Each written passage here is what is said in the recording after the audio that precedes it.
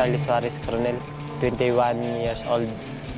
Napili ako sa G4S na nigyan ng pagkakataong maging kasama dito sa 14 na athlete sa buong mundo.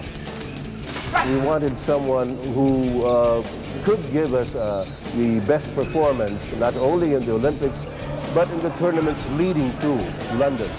We have about 40 boxers in our national pool.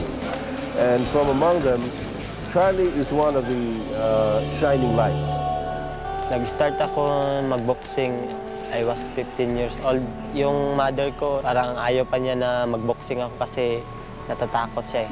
Habang tumatagal, parang gustuhan na din ng nanay ko na pinapaintindi ko ganito na para sa inyo to at saka especially para sa bansa natin.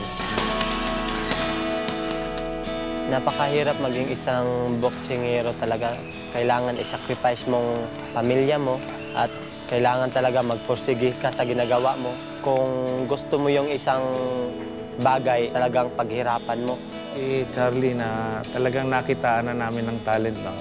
Bago mapunta rito, nagcha-champion na sa mga local tournaments nila doon sa kanilang probinsya. Nag-best boxer pa yan sa youth division. Dati sa training is hirap ako mag-training dahil kulang din yung equipment. At nung dumating yung G4S na sponsor ko is laking bagay at saka malaking tulong sa akin yun. Laking salamat ko sa G4S. Marami pang binigay sa akin na wala dati.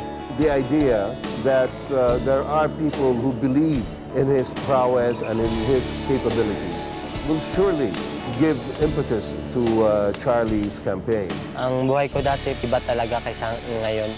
Kasi ngayon is proud ka na sa sarili mo kasi may sponsor ka.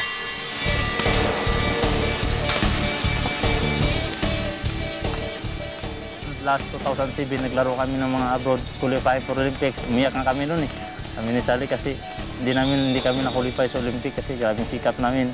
Para kay Charlie, ang pangarap ko sa kanya, yung makuha niya talaga yung gintong medalya sa Olympic. Kasi nagbibiroan kami dati.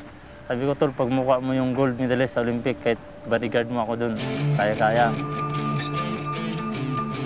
While his rise has not been meteoric, he has shown steady improvement and focus and determination in training, which are factors that are very important in an athlete, especially going into big international competitions. Simula 1932, wala pang nakagold sa Olympic.